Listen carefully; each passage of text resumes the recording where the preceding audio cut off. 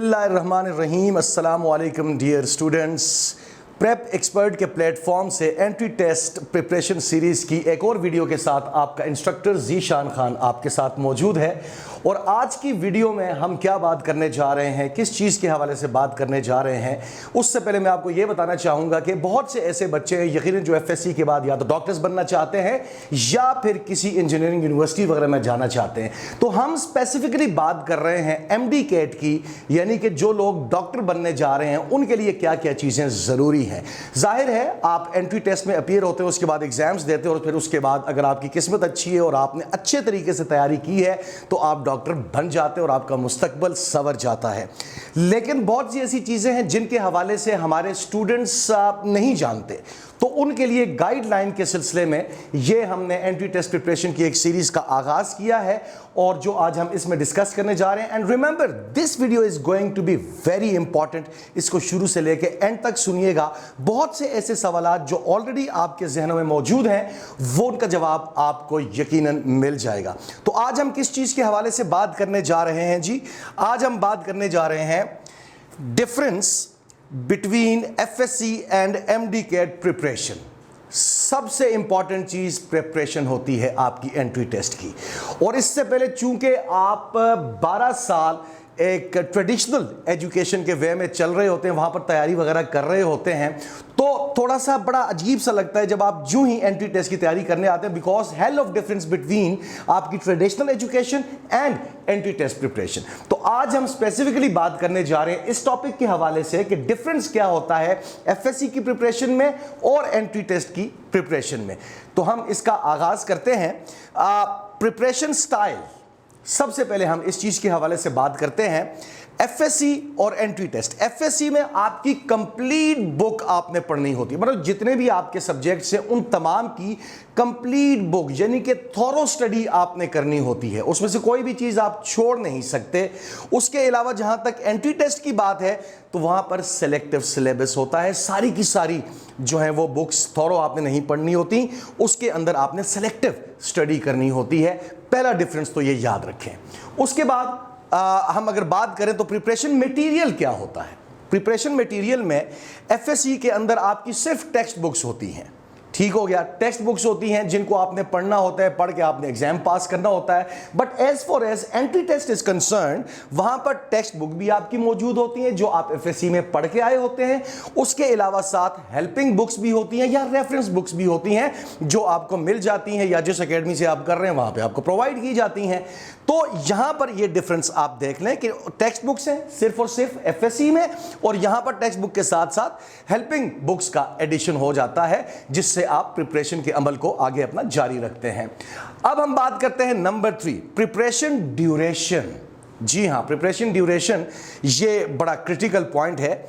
जहां तक बात है आपके इंटरमीडिएट की यानी कि एफएससी की आपकी बात है, एफएससी के अंदर 2 साल आपके पास होते हैं। 2 साल में आपने सारे के सारे सिलेबस को पढ़ना होता है, उसको कवर करना होता है, उसकी तैयारी करनी होती है। उसके बाद आप एग्जामिनेशन के लिए अपीयर होते हैं। लेकिन जहां तक हम बात करें एंट्री टेस्ट की तो इसमें 2 से 4 मंथ्स होते हैं। मतलब डिपेंड्स अपॉन कि एंट्री टेस्ट की आपकी डेट कब है, आपने कब से शुरू किया है अपना जो है उसकी तैयारी, और फिर कब आपका जो है आगे चल के टेस्ट होगा, उसमें डिपेंड करता है। 2 से 4 मंथ्स होते हैं जिसमें आपने सारी चीजों को प्रिपेयर करना होता है। उसके बाद है जी टीचिंग मेथडोलॉजी। टीचिंग मेथडोलॉजी के हवाले से अगर हम बात करें तो एफएससी होता है as per board pattern.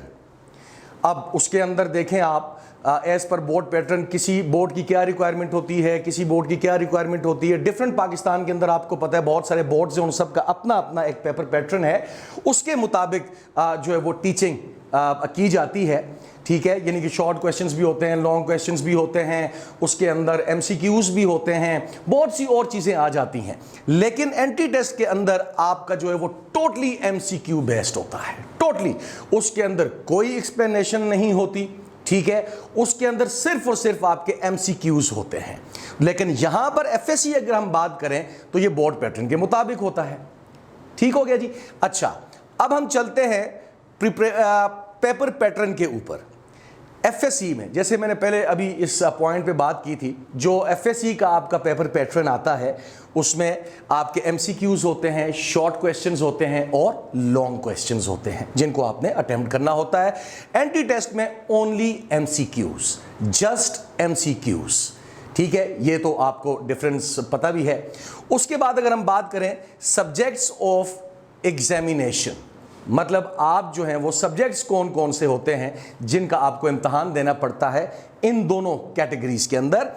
FSc में तमाम के तमाम आपके सब्जेक्ट्स मौजूद होते हैं 6, जिसमें आपके इंक्लूडिंग जनरल सब्जेक्ट्स आपके इस्लामियात, पाक स्टडीज़ भी आ जाती है, उर्दू भी आ जाती है, इंग्लिश भी आ जाती है, फिर वो साइंस सब्जेक्ट्स भी आ जाते हैं। वो सारे के सारे आपने करने होते हैं बिकॉज यू हैव 2 ईयर्स और 2 ईयर्स के अंदर आपने वो सिलेबस कंप्लीट करना होता है। बट एंट्री टेस्ट की जहां तक बात है, इसके अंदर 4 सब्जेक्ट्स होते हैं, ठीक है, आपको पता है। उसमें बायोलॉजी होता है, उसमें केमिस्ट्री होता है, उसमें फिजिक्स होता है और उसमें इंग्लिश होता है। ये जो 4 सब्जेक्ट्स हैं, इनके हवाले से आपने प्रिपरेशन करनी होती है और इसी के अंदर से आपका एंट्री टेस्ट का एग्जाम लिया जाता है।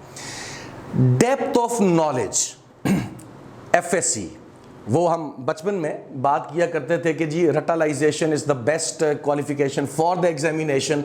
एफएससी की हद तक तो चलें, ये चल जाता है।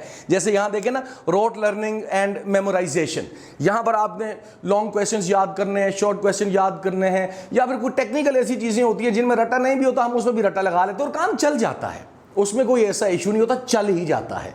लेकिन जहां तक बात है एंट्री टेस्ट के पेपर पैटर्न की, तो जनाब यहां पर रटालाइजेशन का कॉन्सेप्ट बिल्कुल भी नहीं है।